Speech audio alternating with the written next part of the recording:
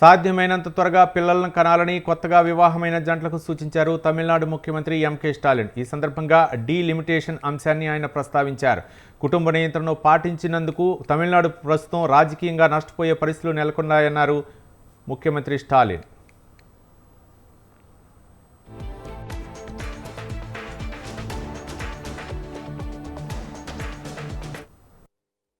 Delimitation ప్రకంపనలు తమిళనాడులో ఎక్కువగా కనిపిస్తున్నాయి. జనాభా ప్రాతిపదికన లోక్సభ నియోజకవర్గాల పునర్వ్యవస్థీకరణం సాంకేతికంగా డీలిమిటేషన్ అంటున్నారు.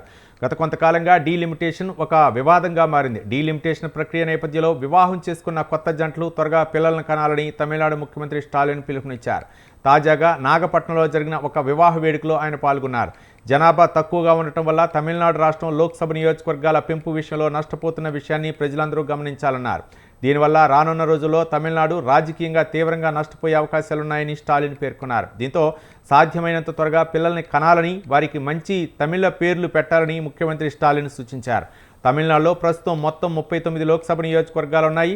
ఇప్పటి వరకు అందిన సమాచారం ప్రకారం డీలిమిటేషన్ ప్రక్రియలో మరో 2 నియోజకవర్గాలు పెరుగుతాయి. అంటే తమిళనాడులో మొత్తం లోక్సభ నియోజకవర్గాల సంఖ్య 41కి చేరుతుంది. ఈ నేపథ్యంలో డీలిమిటేషన్తో దక్షిణాది, ప్రధానంగా తమిళనాడుకు తీవ్ర నష్టం జరుగుతుందని పేర్కొన్నారు తమిళనాడు ముఖ్యమంత్రి ఎంకే స్టాలిన్. అంతేకాదు, డీలిమిటేషన్పై కేంద్రంపై దాదాపు యుద్ధం ప్రకటించారు. కాగా డీలిమిటేషన్పై చర్చించడానికి ఈ నెల 5వ తేదీన చెన్నైలో అఖిలపక్ష సమావేశాన్ని ఏర్పాటు చేశారు ముఖ్యమంత్రి ఎంకే స్టాలిన్.